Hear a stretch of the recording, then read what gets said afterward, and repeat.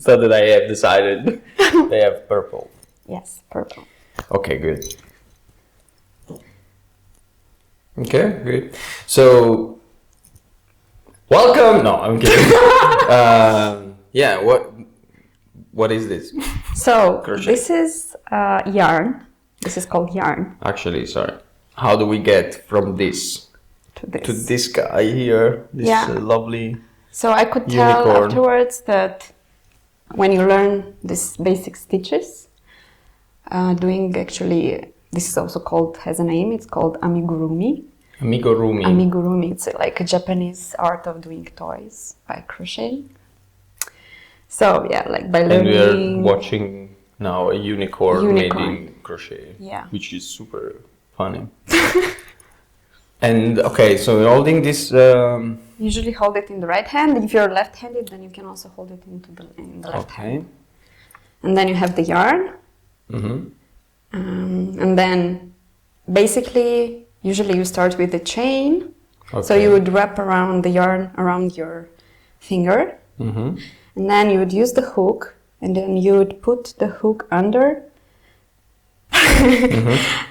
under the yarn. No, where next to your finger. Oh, I see. How many ends do you have then? Just one. So you hold the end here with this finger. Yes, okay. Correct. Like this? Like this, and then you use the yarn. You put the hook under. Oh, I see. So like next to your finger. Mm-hmm. Yeah, but under the ring, you know? Yeah. Mm-hmm.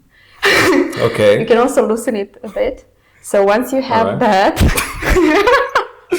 All right. That's easy.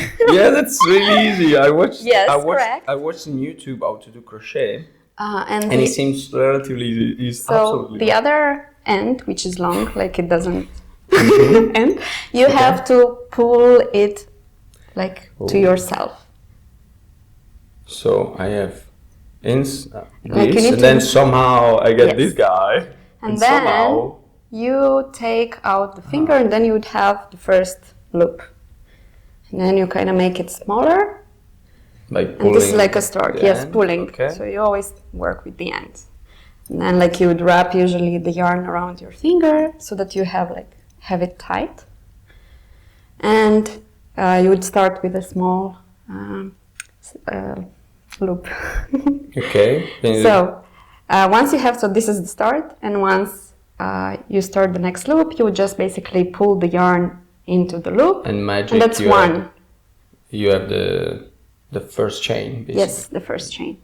And then you would do the same, repeat the same for whatever amount of times. And how do you go from chain in crochet to like a whole thing like this, for instance? Like how do you, where is the chain in here? Because I see it seems to be one single piece.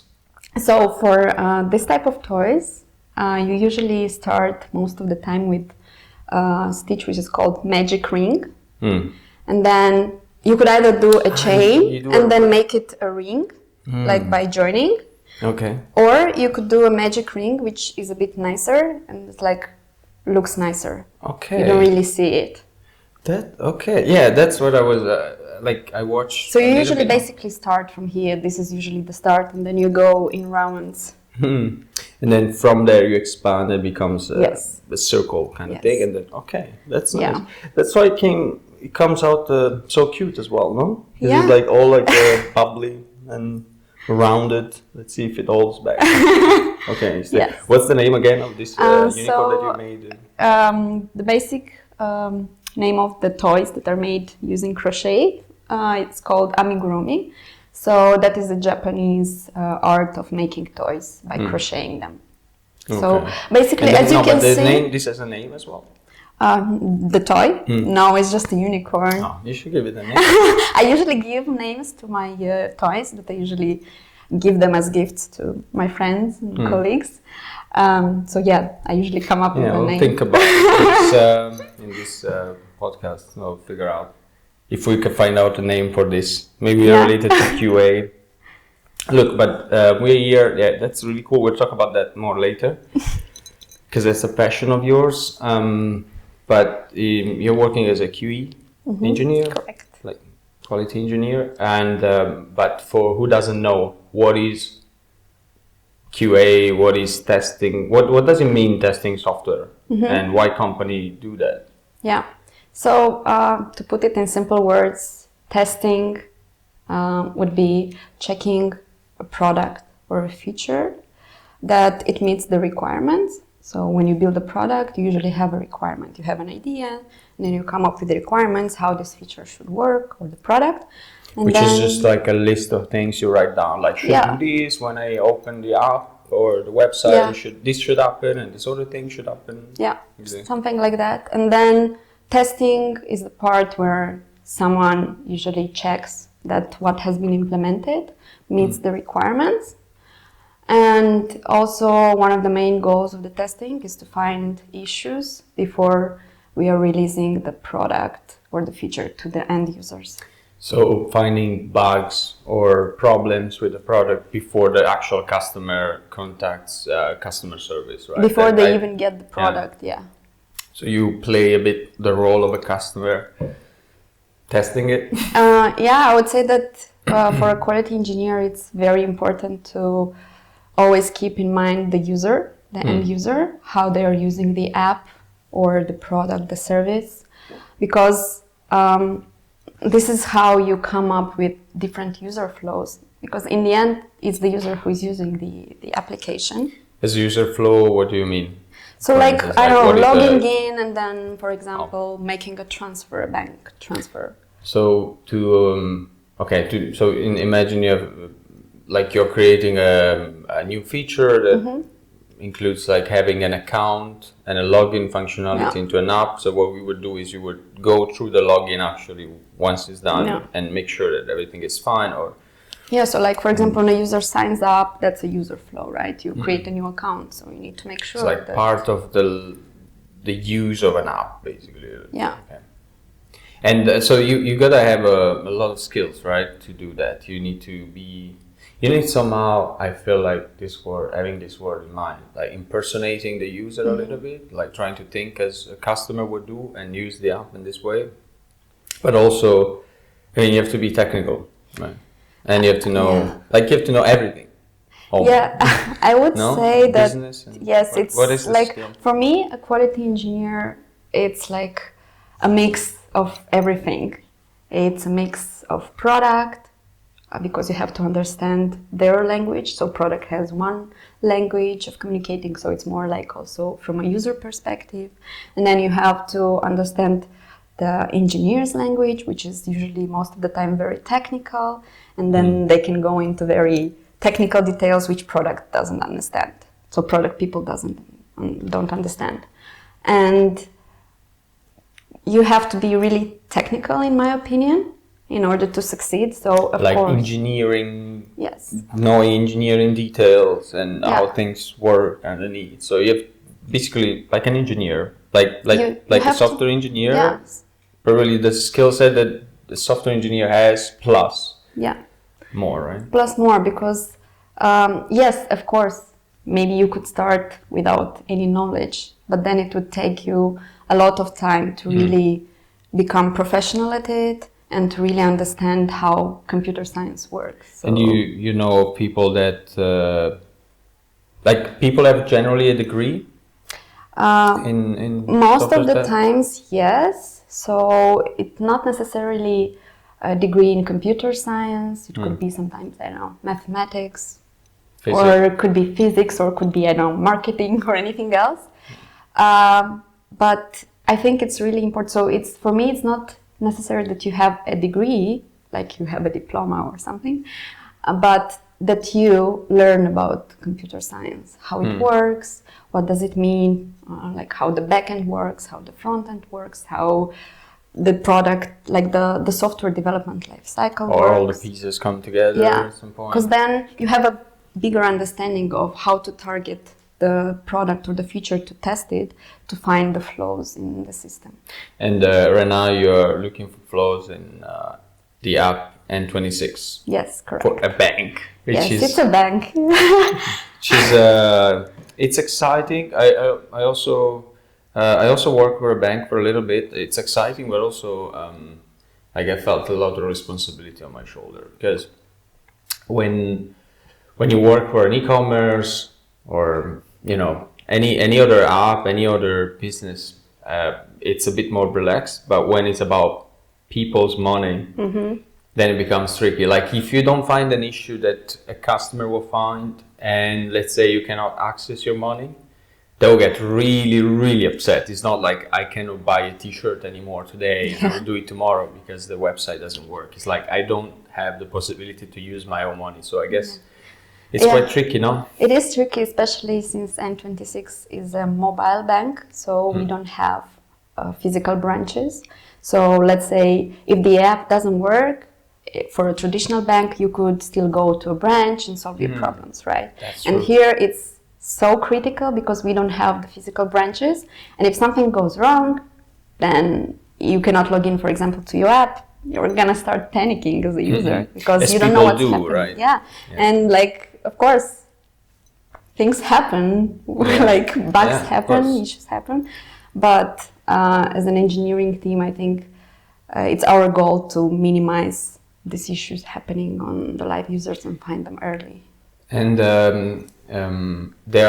you were telling me that there are the way in which software is tested has changed in the last couple of years, I guess. Like, and this is also the case in N26. Like, as I remember, and as I see it most of the time in different companies where I work with, testing comes at the end of the process. So there is, stakeholders, management that says, oh, we need this, or customers need something, then it gets built, engineers are building it, they write their own test, and then it comes to you as a tester, and then you make sure that everything is fine, right? But this is not the case anymore. This is changing, right? So over the past 10 years that I have been in this field, I have seen it evolve in several ways. So when I started, I was part of a quality control team, which basically, like, it's also very, very traditional and old way of doing testing and quality. I like this word, quality control. Yeah, exactly. So control, it's like you have a team usually that receives the product or the feature in the very last stages of the life cycle, and then they would perform a set of tests and then find issues. Most of the times, I mean, I haven't seen in my life a time when you would get something to test and you would not find some issues. Wow. So this means that developers will have to do some bug fixes if they're critical, or maybe the product or the feature would have to be redesigned completely. And that is like additional time, additional effort, and in the end, it's like additional costs for the company. And a massive context switch for everyone, right? For you, for the developer, for management, everybody has to then go back to that, rethink it. Wow. And then after some years, there was this quality assurance. So also the name of the roles changed because it evolves. And then this is where the quality engineers were involved much earlier into development process. Also like in planning. Like at which stage would that be? Yeah, so like from planning, from the like early planning and throughout the development life cycle, working with developers. And so it's kind of now moving much earlier, but also the problem with the quality assurance, which is also very often in many companies, is that the main responsibility for quality and testing lies on the quality assurance engineers. So it's like developers like develop the feature and then they give it to you to test it. Okay. And then you have to say it works or it doesn't work, here are the bugs, and so on. So we are seen this as is how quality, it was before. Yeah, quality gatekeepers. And when I joined N26, it also starting to go through this hyper growth, where we would hire what is a lot. Hyper growth is like? So like hiring a lot of employees, getting a lot of more users, and like developing much faster also, and it's a bit more chaotic can be at times because you hire a lot of new people and then you don't have time maybe to explain to everyone how things work, what are the processes. So yes, we have documentation in place, but It's difficult.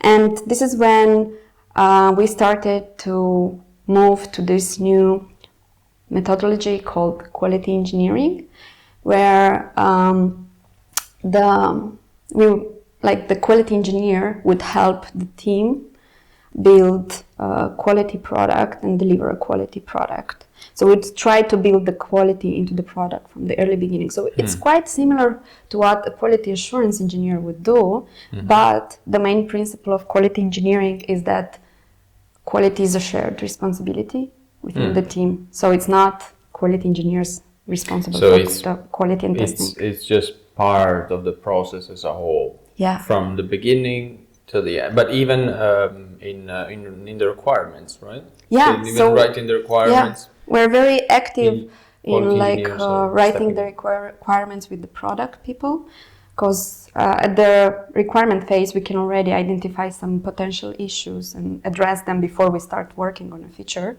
So maybe you can figure out that the feature would actually be problematic, almost guaranteed it's going to break for some reason, or it doesn't make sense. So for example, how many users are affected by this change? Does it make sense to do such a big change for a small percentage of user or not?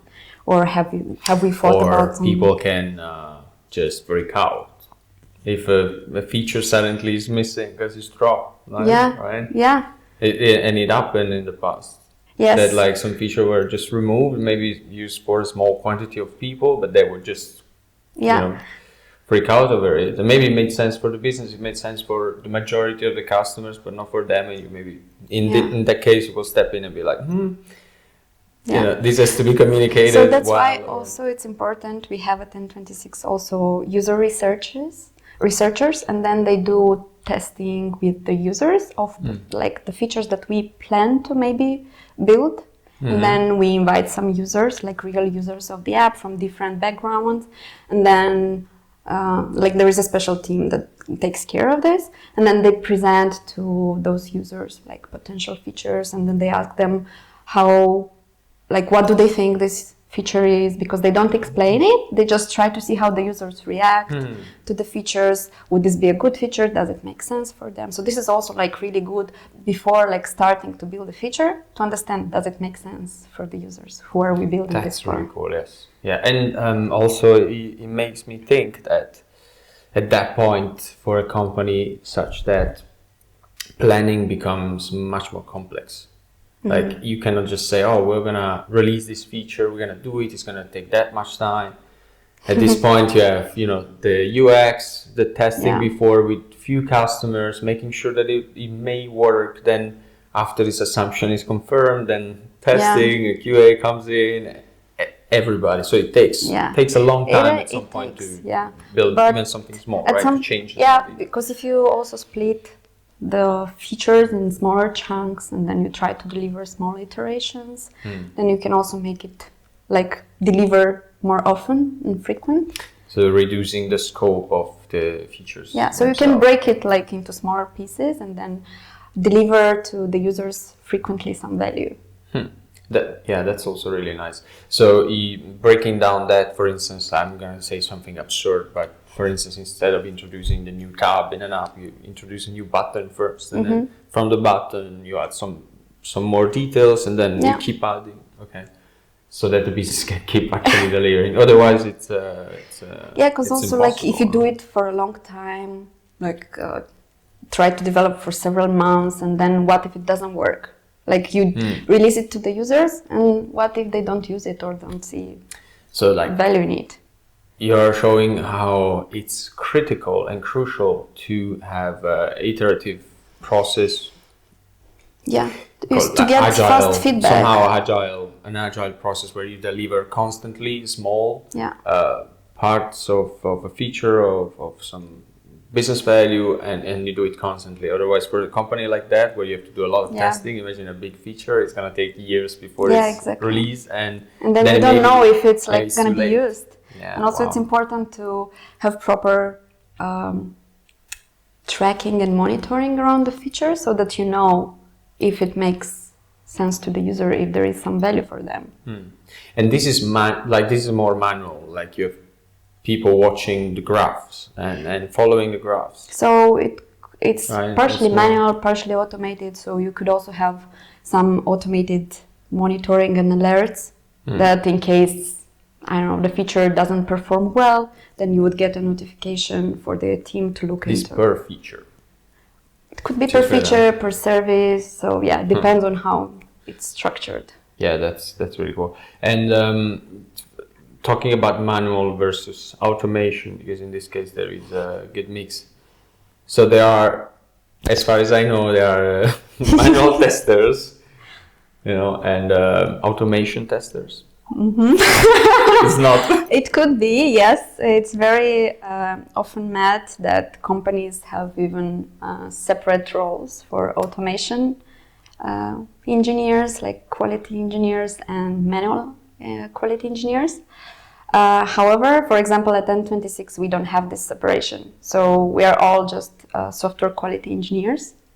And we do not only manual, but also automated tests. Together? Yes, everything together. So I think also what I have seen from my experience that there are many good automation engineers. They are good at coding, but they would still require most of the time someone from, let's say, manual testers to tell them what tests to automate. Okay. Because okay.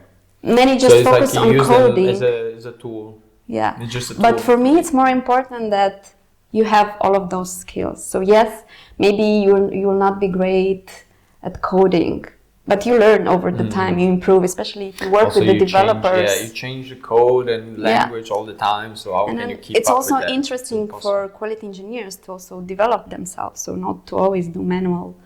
Do you actually code? Like, do you write code? Yeah. So what kind of? Because at N26, we have our system is divided into backend stuff and front end part. And then, of course, we would try to cover most of the automated tests on lower level, like at backend if possible, because like the tests are unit test, integration, also end-to-end flows. So like at API level, so that those are running much faster. And most of the time, they're not really flaky. Okay. So they would give you proper results. And with the UI part, yes, you should have, I would say, like a very limited amount of tests there, just to go through like an end-to-end flow where you test the user flow. But all the other tests you should have at lower levels because they're much faster and more reliable. I've seen testing for especially e-commerce with some tools that actually take snapshot and some sort of screenshot of the page. So they make a picture of the page or the app, how it is now, and then they make a picture of the page after the change, and they have some kind of threshold where they say if this line is like 5%, has a 5% difference in pixels, then you should report an error and should fail. We also have this. Because you can break even the design. Yeah, because for example, the snapshot tests in our company are written by the developers, front-end developers. So they usually check that the elements are properly on the screen, like they're not fitting onto the screen, or after the next release something changed. So you kind of compare that the app still looks the same as it looked the previous release. Yeah.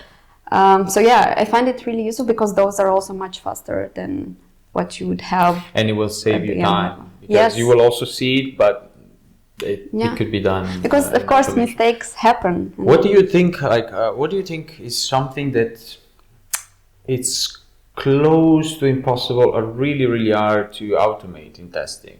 Like, is there something that you think that would be tricky to do? Yeah, of course. There are some limitations of the tools that you cannot really do. For example, recently I also was reading an article about automating PDFs. Okay. And like the generation of?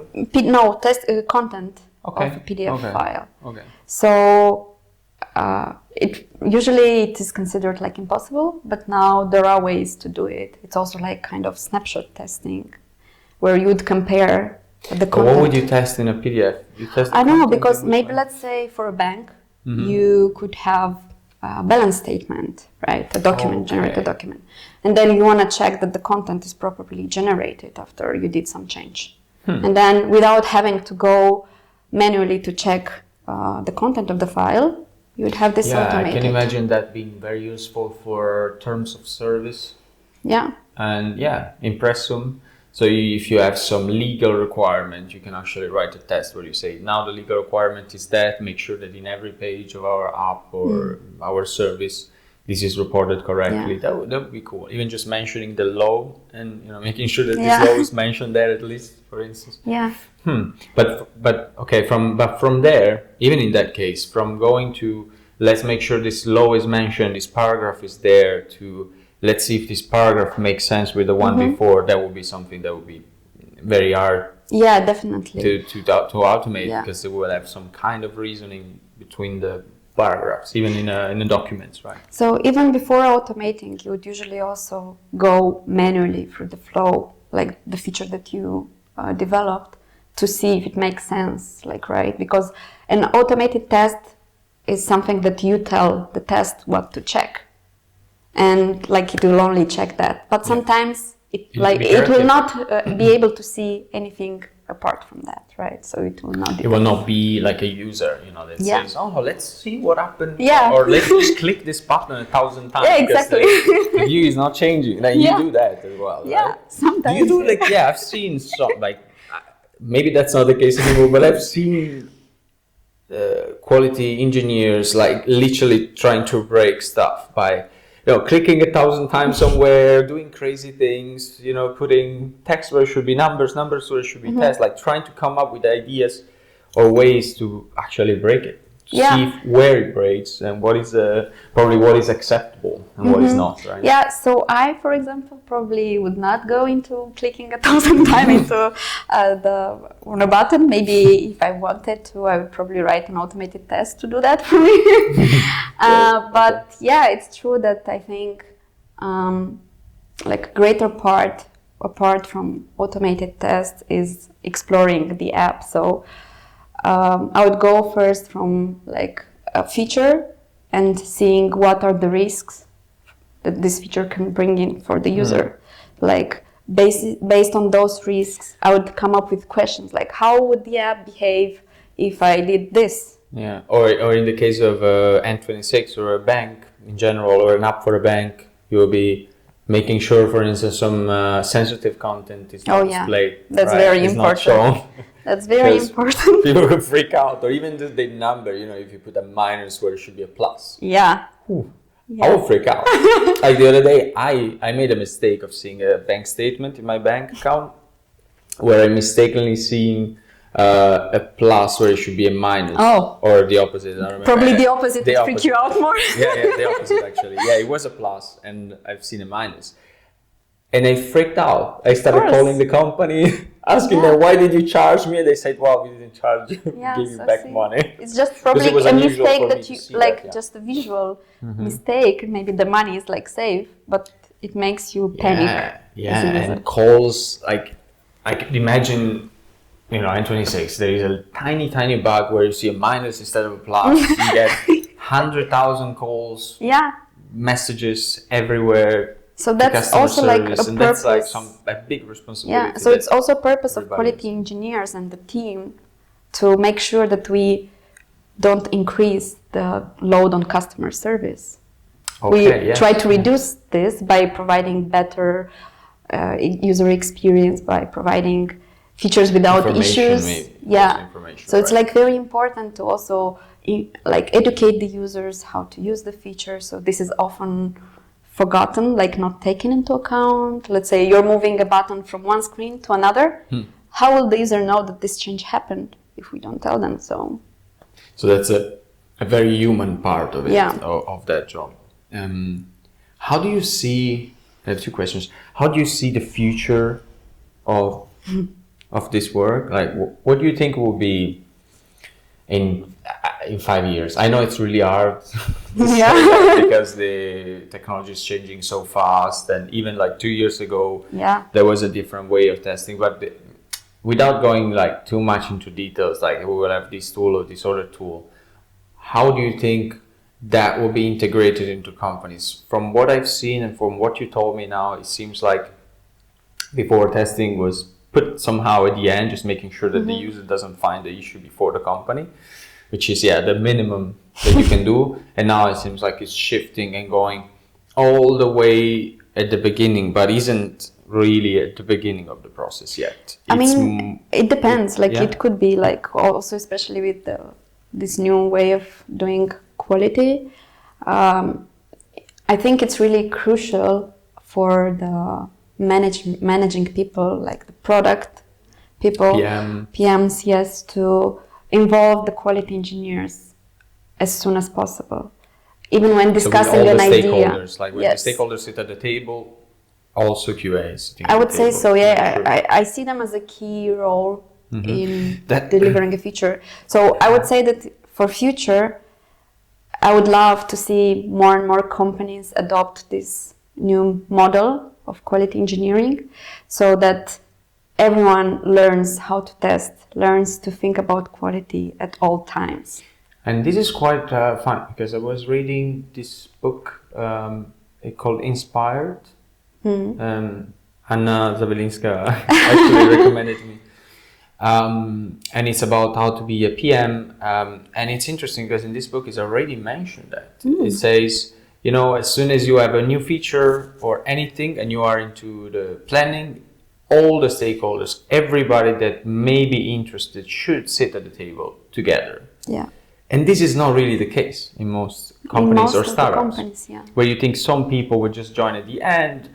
Like actually, in this book, what I was reading is that even marketing should be at the very beginning. Yeah. Communication, PR, like literally everybody that may have, that may be affected by this change or introduction of a feature should sit there. So what is happening is that QA now it's on the table as well. While before it was kind of considered, it's just at the end of it. Yeah. They're just making sure. Because also like one of the roles that we also have is thinking about improving the processes. So it's not only about the product or the feature, making sure that it's well developed, but also the processes. So how do we deliver our product to the end users?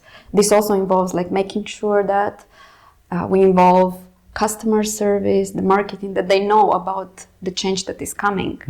So it's important to have the processes around that so that whenever you do changes, and in our company these are constant changes, they are informed about the changes and they know how to react. And now this involvement of all these people comes as a necessity, right? Yeah. Because once you start being that big, every little thing has more effect and more impact on the business even. Correct. So the business has to do it. Yeah, so you need to be in order to be efficient, you really need to have good processes in place that everyone is following. So it's really funny. Just it's really funny like how this happens now at most companies. I see that in the planning phase, PM is sitting at the table, developers, and maybe somebody from management that is actually talking about it. But that's it.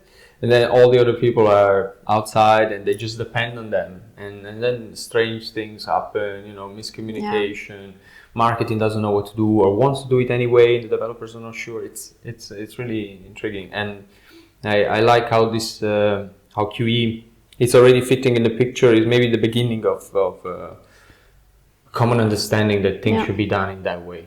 Because, for example, makes more sense for the why business. it's also important to have QEs in the beginning, like planning for a feature, is that traditionally everyone just thinks about the development part. And once development is done, it's like, oh, but how do we test this? Because most of the times it's not so trivial to test some of the features. Hidden parts. Like maybe it's not something that you can see on the UI level, that you can click on it. Maybe it's something just on the back end, but you still have to test it. So it's important in the planning to also think about testability. So how do we plan to test this feature? Do we need to build something additional to help us test? So that's also effort, right? Because if you don't think about this effort at the beginning, then you have an estimation, and then when you come to testing, it's like, oh, but this requires like 2 more days, for example. I mean, I'm just making this up, but it could happen. Makes sense, so makes sense. it's really important. we're talking a lot about testing, but what if there was no test at all? Do you imagine a world in which developers are not testing anything? No. Really don't exist. They just, I mean, there are companies that are not testing anything. Or they're testing in a very weird way. I hope there are no companies that don't test at all. I mean, they probably don't succeed. Yeah, We don't but hear of that. really, it's like if you want to succeed and have a product that the users will want to use, you really need to test. So, like, it's really important. I cannot imagine having a company successful if you don't test the service or the product that you're providing, because people make mistakes. Yeah. Like, everybody's human factor, and you have to have some processes in place to make sure that you find those issues before releasing a product. And even when other humans are testing other humans, it doesn't even give you the guarantee that everything is covered, that everything is perfect. And also, you'll never be still, able to find all of the issues. That's like impossible. But you will try to find as many as possible and minimize like the problems. The risk as much as possible. Okay. Yeah. Well, no, I really hope that QA goes more into into this direction more and more, and not just that, all the roles in a company, and then like product management is done in a nice way, in a really good way. Nowadays users use a lot of more features, apps, and they're expecting a certain level of quality for the products, and especially for such important products like a bank application, you have to have a certain level of quality. Yeah, and all kind of services now are becoming digital, tax declaration, banking, of course all sort of e-commerce, even getting a loan now can be done with an app. So you can just like click a few buttons, like that's also really important, critical, that this shows the correct stuff and the right result. So yeah, in some industries, even more important than others. But apart from testing, you also do something very peculiar, and that's why we have this little unicorn. I don't know if this is, I'm trying to make this look better in the camera, and I don't know if the focus is there, but it's like a unicorn made entirely of yarn in crochet, or correct, using crochet. the How do you say? crochet technique. It's a crochet unicorn. I love it. Yeah. Actually, I used to love unicorns a lot. Yeah, I have one somewhere there. And you make this as well. Yeah. Takes a lot of time, doesn't it? It's a hobby that I discovered recently in the last 3 or 4 years. Okay. So, like the basic stitches to be able to do such a toy, I learned in school, like in the early classes. But they didn't teach us, of course, to do this. Yeah, well, that would be really cool. Nobody will be a testing engineer. It will be everybody will be doing this, and we have a word that is very fluffy. Yeah, so full of unicorns. Actually, it's not really hard to do it because you can see it's basically the same stitch all over. It's just a combination of putting more stitches or decreasing and making smaller. So you were saying that to do, for instance, the face, you will start from one spot and then go around, make the circle. Yes. Yeah, and then go on and to connect. And I guess this is one part. Yes. There is like one leg is one part, the other leg of the body is another part. And you leave, for instance, with the body connected to the arm, you leave a hole. Here. Yeah, you have a hole, and then so you fill it in. Planned. You could also, correct. You could also do it sometimes as one piece. It's a bit more difficult because you really have to plan around. It's much easier if you have some separate pieces and then you put them together. But yeah, sometimes you can also do it like as a one piece. It's a bit more tricky. And this unicorn that I'm holding now, it's done in one piece? No, this is separate pieces. Yeah. It's all different pieces. So you've done the horn, and then face, you attach it. Yeah. A few buttons for the eyes. It's a bit of a Rasta, a Rasta unicorn. Yeah. Huh? It's really cute. It's really cute. And yeah, I've tried, like we've seen, I've tried before to learn that. Like I watched a video on YouTube before you came on how to do crochet, and when you watch it, or somebody Easy, that right? knows how to do it, it seems like, oh yeah, that's totally fine. And then it's absolutely not. Yeah. Because it's like she's doing something like this. I don't know. It was really hard. And then, you know, somehow this thing was there, and then just you turns pull it, into and this. then bam, you have this. Yes. You have a unicorn. No, it's super hard. How long does it take for you, for instance, to do this? Yeah, of course it depends on the level of skills that you have, but it's quite a tedious job, especially when you have a lot of details. Also, like just putting this yarn here, attaching it, could take you a couple of hours. Wow. Because that's so many pieces. Oh, each one of those there, it's... So you have to cut them the right length, then you have to attach it. But the tail. yes, it's interesting. the tail. So you, with crochet, you can do some sort of, how would you call it, elliptic tail. Is it? Like a spiral. I'm sure there is a math formula for this. Yeah, like a well, DNA. that you actually follow. For yes. Sure. And yeah, so but it takes, roughly, time. how much would it take if I would say, okay, let's do this again? So if you were to now. sit just and do this, probably it would. This one, I think it took me like 2 days, but full days. Full. I was doing it in the weekend. Yeah. For that. Yeah. I usually do them in the evenings after work when I feel like it, and I usually do like 2 to 3 hours while watching a movie. And that's, I guess, it's relaxing, right? Yeah, it is very relaxing. Do you need, because my grandma and my mom and some women of my family actually do it and did it in the past. Not so much anymore, but I remember my mom doing it.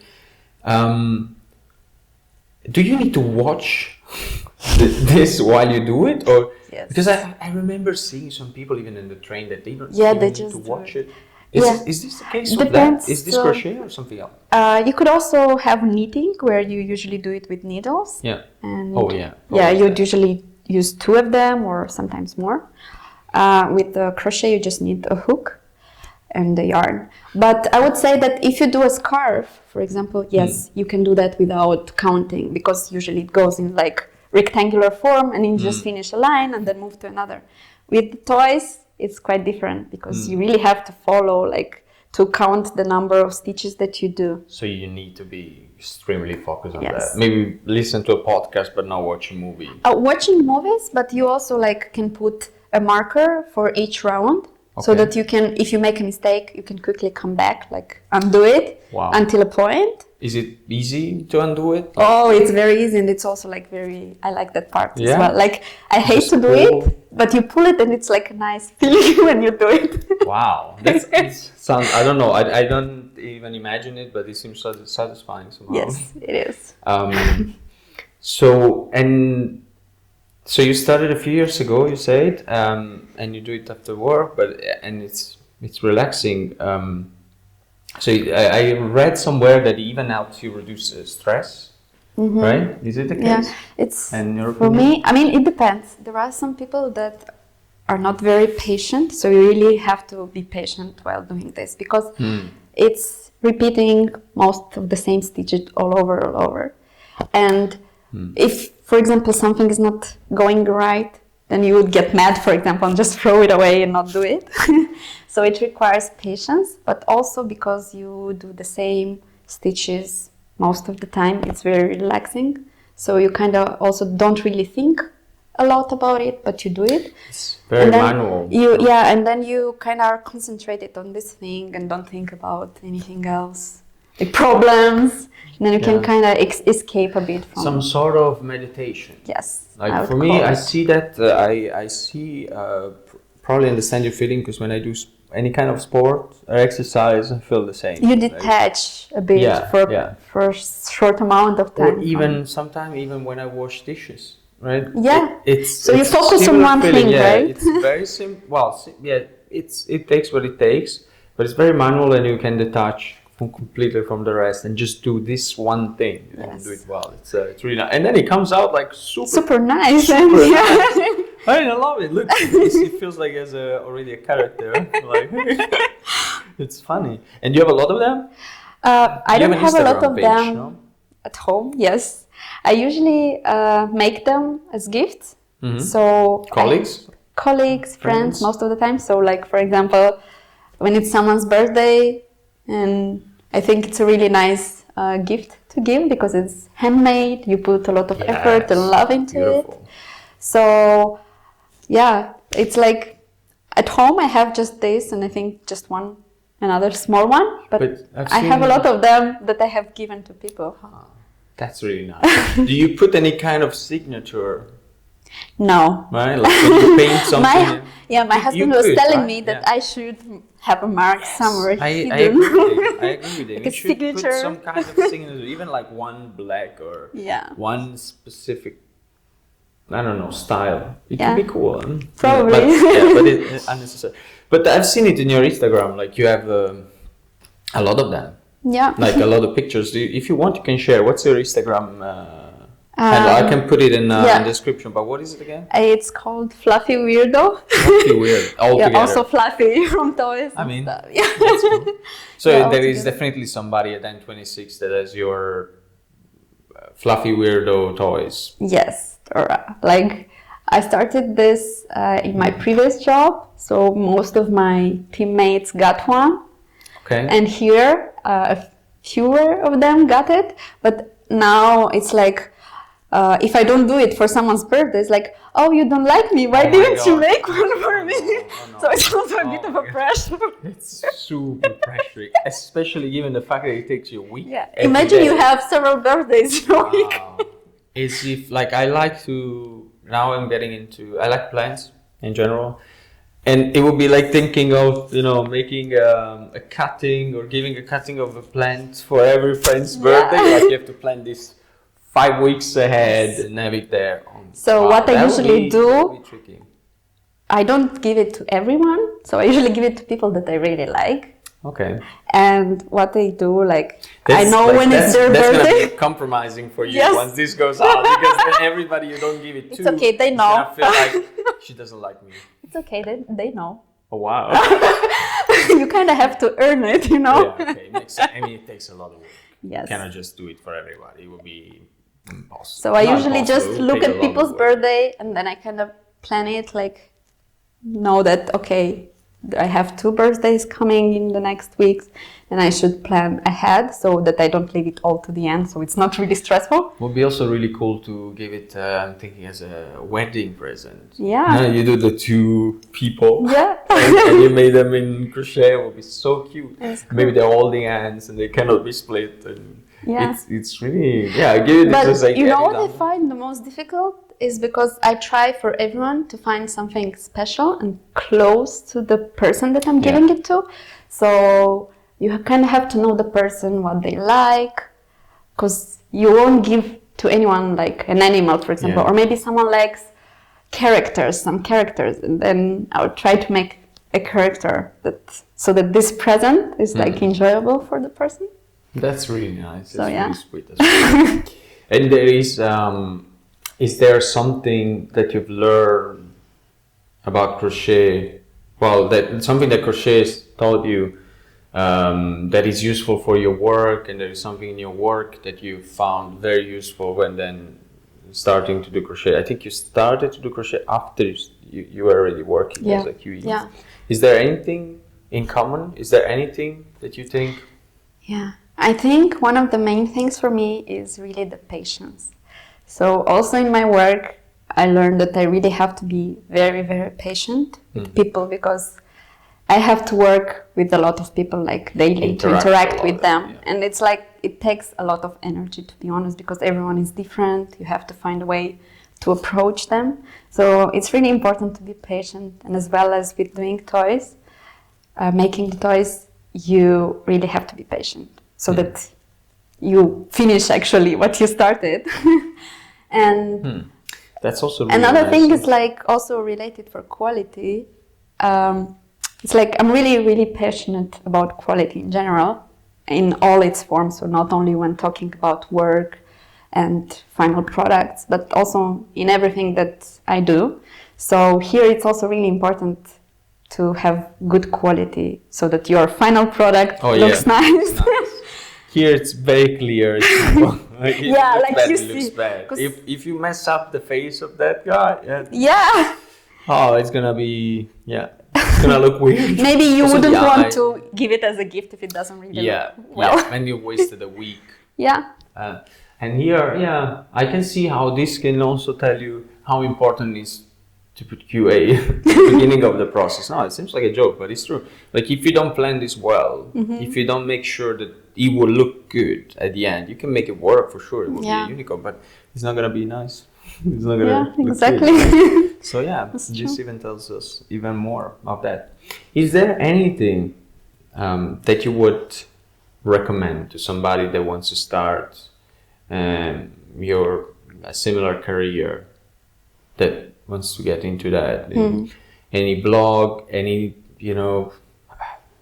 university advice, or what would be the best thing to start? What would be interesting? I would really I would really recommend not necessarily having a degree. It's always really nice to have a degree in computer science, but in our day-to-day life now with internet, you have so many options to learn by yourself in the internet. So doing different courses online for computer science, for example. Okay. So like Udemy. Yeah, Udemy, Coursera. EDX, for example, like just to really understand how things work, like what it means to deliver a feature, a product. So to really get the understanding. So I think that's really trivial for a quality engineer to understand how things work.